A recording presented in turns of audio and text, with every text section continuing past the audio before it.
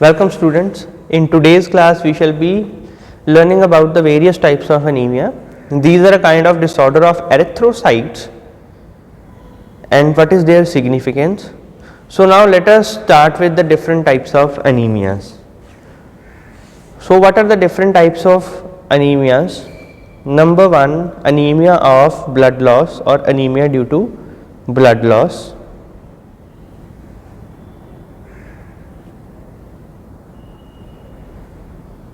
Next comes the hypochromic anemia. Next comes the hypochromic anemia. Then comes megaloblastic anemia.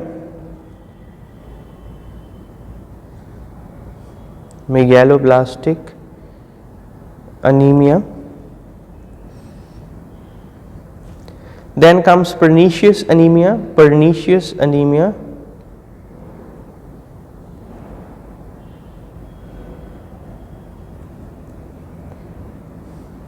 Then the hemolytic anemia.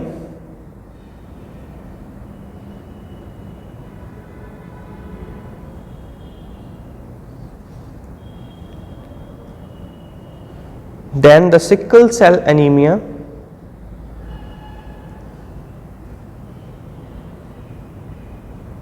Then polycythemia or also known as erythrocytosis. Polycythemia.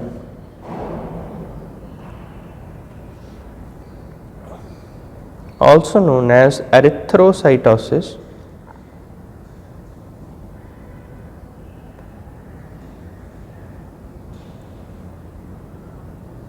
And the last one is thalassemias.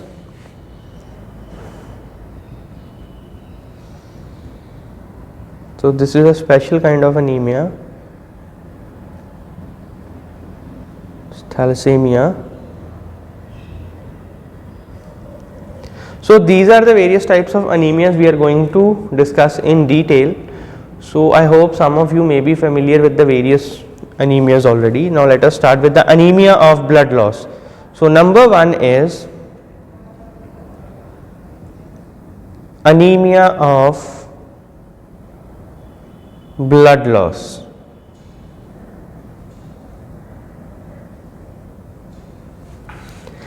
The excessive loss of blood due to bleeding from wounds or during the menstruation may lead to blood loss anemia. So the various reasons can be there. Number 1 can be the excessive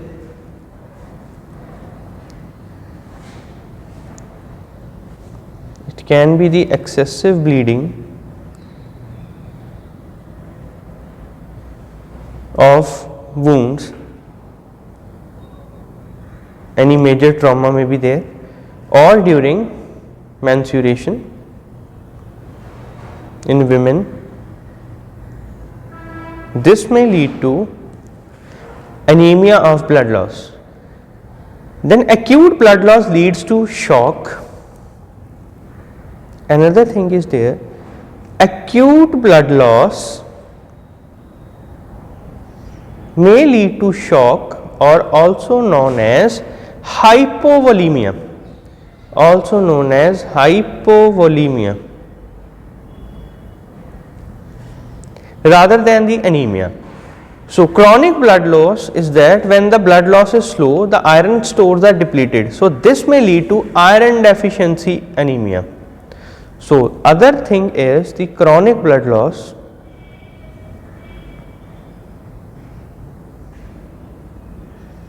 This may lead to iron deficiency anemia as slowly the iron stores of the body are depleted out. So this may lead to iron deficiency anemia. The next type is hypochromic anemia.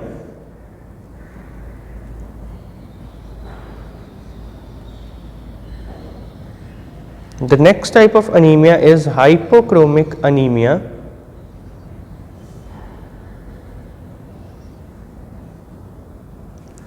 So what is this hypochromic anemia? The tissue stores of iron are exhausted and the supply of iron to the bone marrow becomes insufficient. So in this, the tissue stores of iron are exhausted and moreover the supply of iron to the bone marrow becomes insufficient for hemoglobin formation, so that a state of iron deficiency anemia develops, and even the supply of iron to bone marrow is also insufficient. That does not be able to produce the exact amount of hemoglobin. So as a result of which iron deficiency anemia occurs. The iron deficiency is caused by a variety of factors such as increased blood loss. So iron deficiency may be due to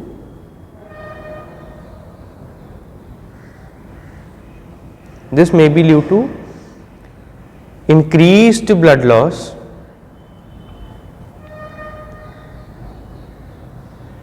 then increased requirement of iron in the body, increased iron requirements in the body. Next comes inadequate dietary intake, inadequate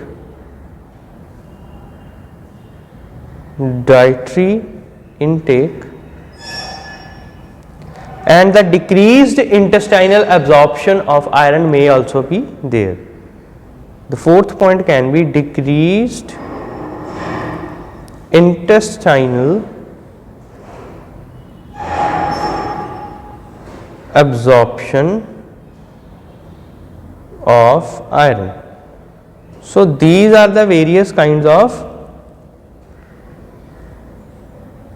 reasons for iron deficiency: increased blood loss, increased iron requirements, inadequate dietary intake of iron, and decreased intestinal absorption of iron. So these may lead to iron deficiency anemia, also known as hypochromic anemia.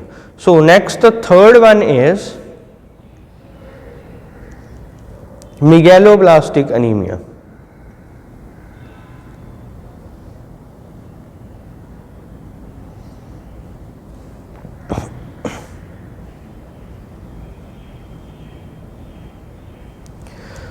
So what is megaloblastic anemia? These are the anemias which are caused by defect in the maturation of RBCs. So in this there is a defect in maturation of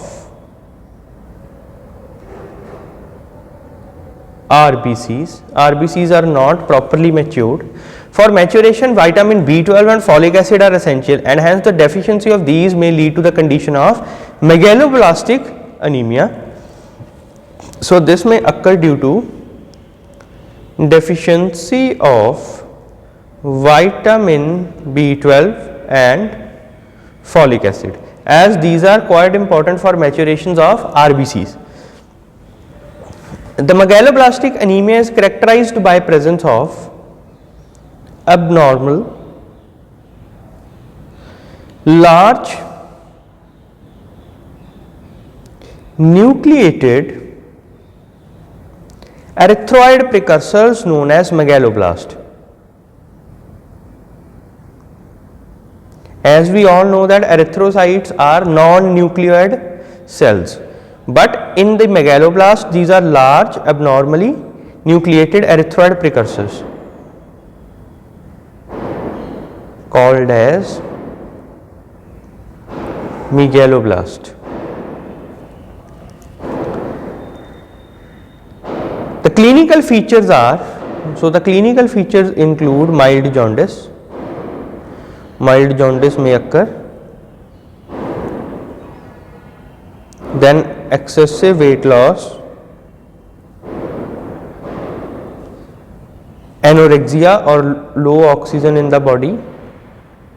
Anorexia is defined as low levels of oxygen. This is because of immature RBCs. Then melanin pigmentation may occur.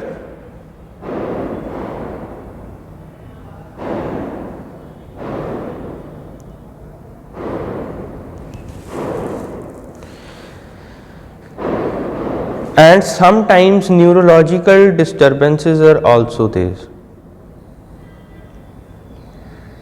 So these are the clinical symptoms for megaloblastic anemia. The next type of anemia is known as pernicious anemia.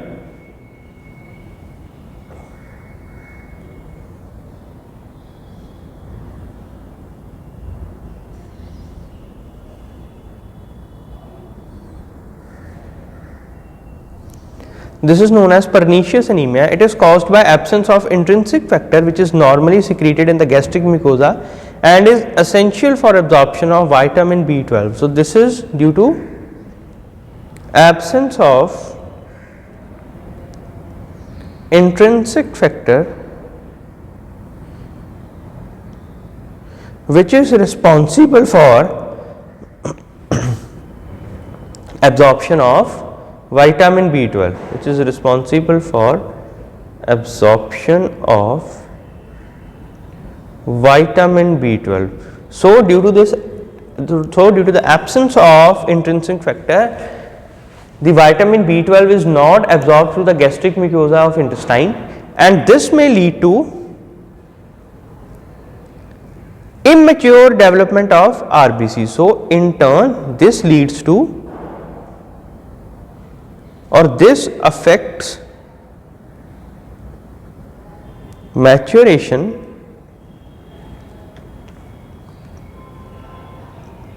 and development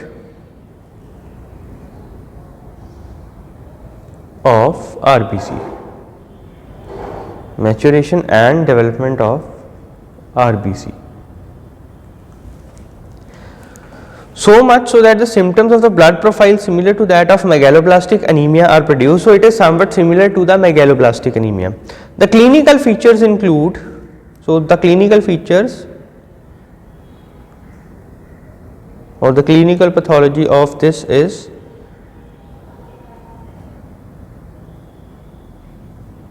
number 1, anemia is there,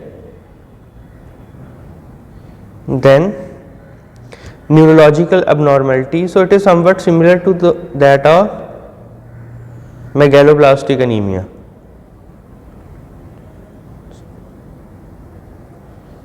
Next is diarrhea, anorexia,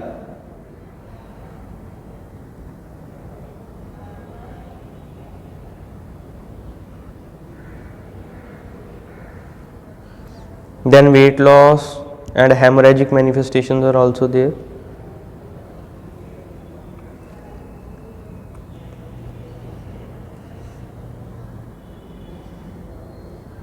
Hemorrhagic manifestations may be there. So this is all about the pernicious anemia. Pernicious anemia and megaloblastic anemia are very much related to each other. So the next type of anemia is hemolytic anemia.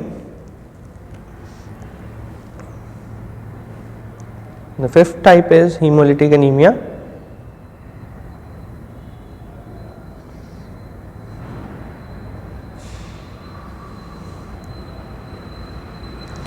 These are defined as the anemias resulting from an increase in the rate of red cell destruction. So in this there is an increased rate of RBC's destruction.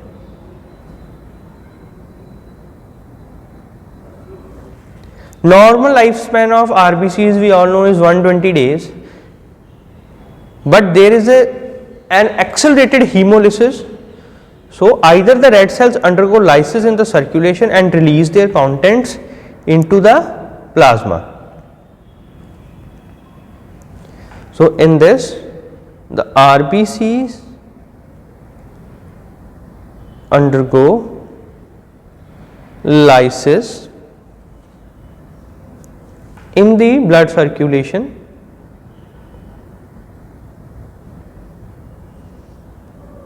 and release their contents into plasma. So, due to this, the plasma hemoglobin level rises substantially and a part of it may be excreted through urine also. So, this may lead to increased levels of plasma hemoglobin and a part of it may be excreted in the urine also, plus hemoglobin urea may also be there. Hemoglobin urea means excretion of hemoglobin in urine. Or the red cells are taken up by the reticuloendothelial system. So, this was the first case in which either the RBCs undergo lysis in the circulation and release their contents into the plasma. Now, the second case is that the RBCs are taken up by reticuloendothelial system, RES, also known as reticuloendothelial system, where they are destroyed and digested. The plasma HB is therefore barely raised in this condition, in the second one. The clinical features are mild jaundice. So, now the clinical features of hemolytic anemia are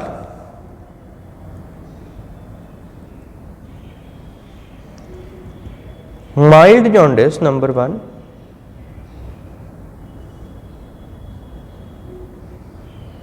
The next one is splenomegaly.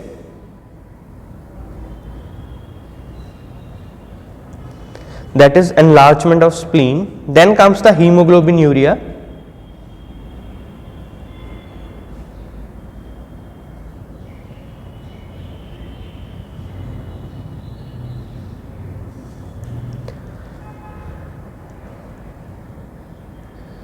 And the last one is hemoglobin anemia, the presence of plasma HB, the raised levels of plasma hemoglobin.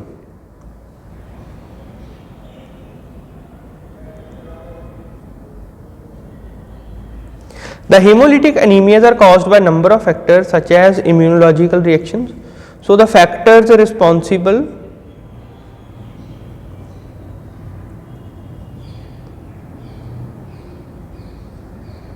for hemolytic anemia are maybe the immunological reactions,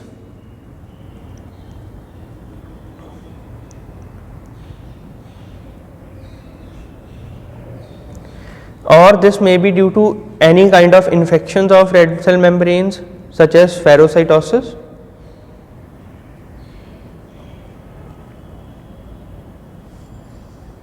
or deficiency of glucose 6-phosphate dehydrogenase in the HMP shunt, or pyruvate kinase deficiency in glycolysis and thalassemias. So, also in malaria, in bacterial infections. So, deficiency of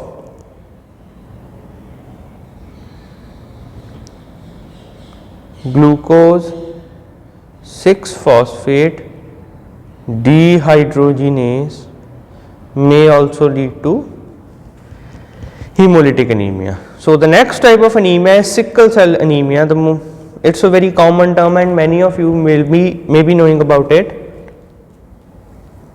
So, this is the sickle cell anemia.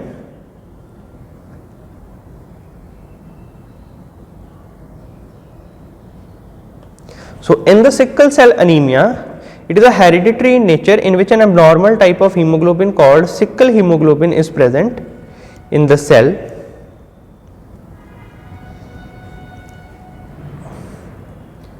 So, in this it is characterized by presence of sickle hemoglobin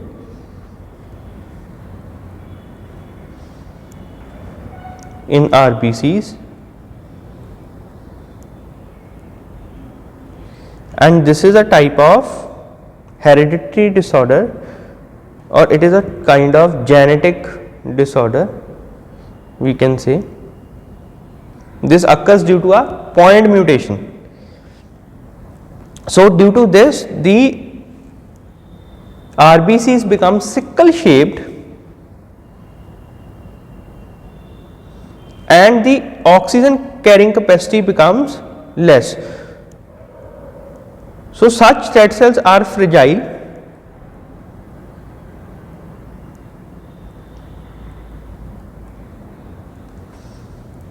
and undergo destruction at a very high rate, resulting into anemic state. So they are also having low oxygen capacity.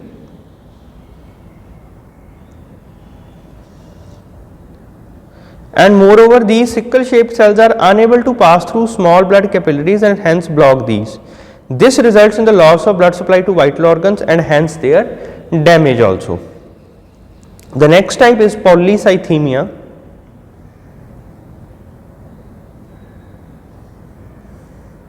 Or also known as erythrocytosis.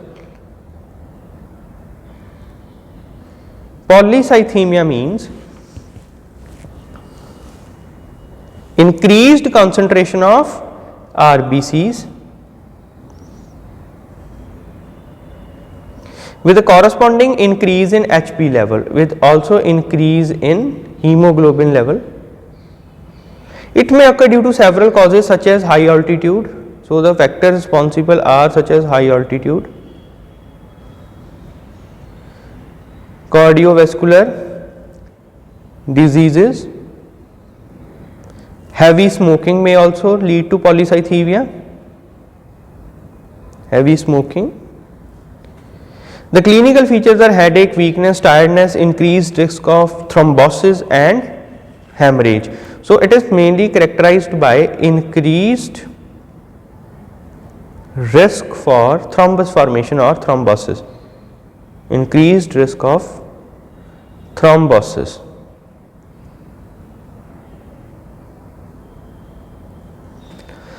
So the last type is thalassemia.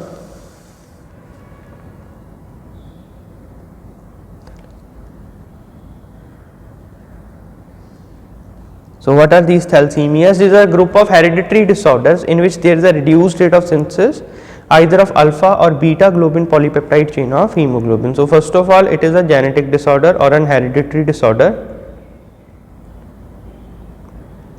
that is mainly characterized by reduced rate of synthesis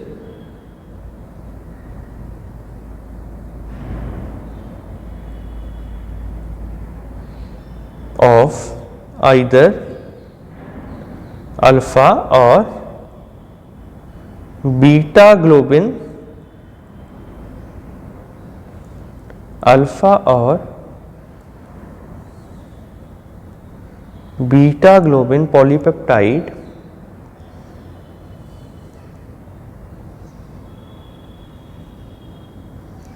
chain of hemoglobin.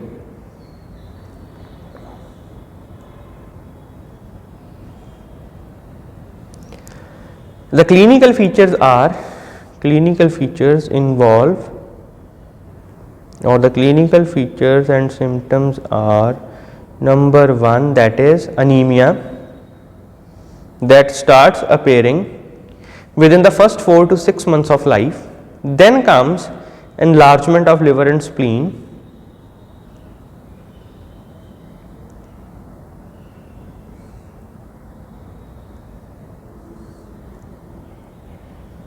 Then comes expansion of bones,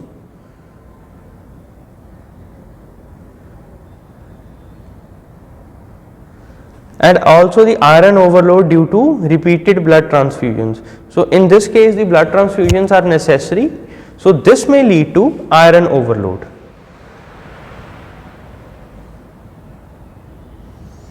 This is due to the symptomatic relief, that is regarding repeated blood transfusions.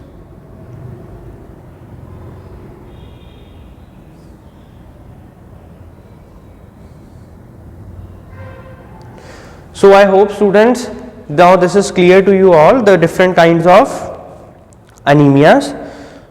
So these are basically anemia of blood loss, hypochromic anemia, megaloblastic anemia, pernicious anemia, hemolytic anemia, sickle cell anemia, polycythemia, and finally thalassemias.